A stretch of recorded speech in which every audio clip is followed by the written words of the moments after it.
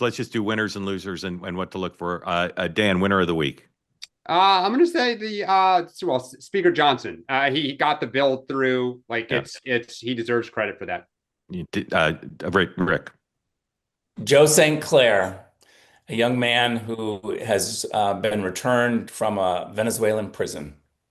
Yes, and you played a little bit of a role in that. So, where is he now?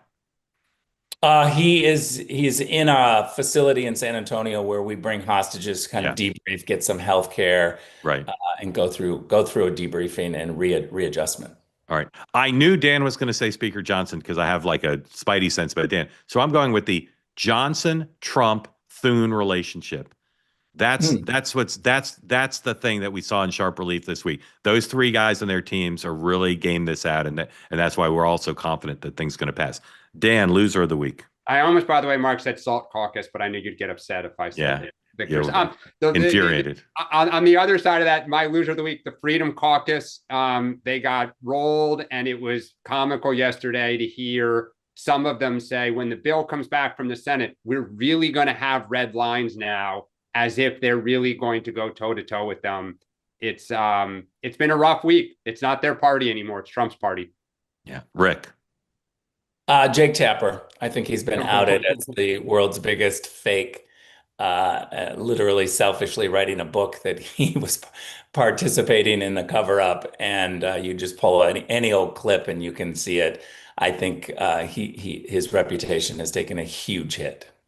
I will say, it's along the same lines, I'll say my colleagues in the media who remain in denial about their role in the cover-up and pretending they can just accuse the Biden administration and Democratic politicians for driving it without acknowledging their own role. We are at a moment where we could try to regain some credibility by coming clean, and instead they're all pretending they had nothing to do with it. It's the subject of my monologue on Next Up. I won't do the whole thing here again, but I'll just say it's like if you have a profession that had its largest systematic failure in its history, and then it's exposed as if it weren't clear, even though it was clear in real time to most of us in America, and it's exposed in such sharp relief, and you continue to deny your role, you're asking to not have your credibility back. You're asking to make it worse. Dan, what are you watching for this weekend? Well, by the way, at the same time, your audience is rapidly declining. And you don't have half the country, as you made on your show. What am I watching for? Quiet. Or we have a slow news weekend. It has been an unbelievable few weeks. It's the holiday. So I'm hoping that the next 3 days are somewhat slow. Okay. Rick, this weekend, what are you watching for?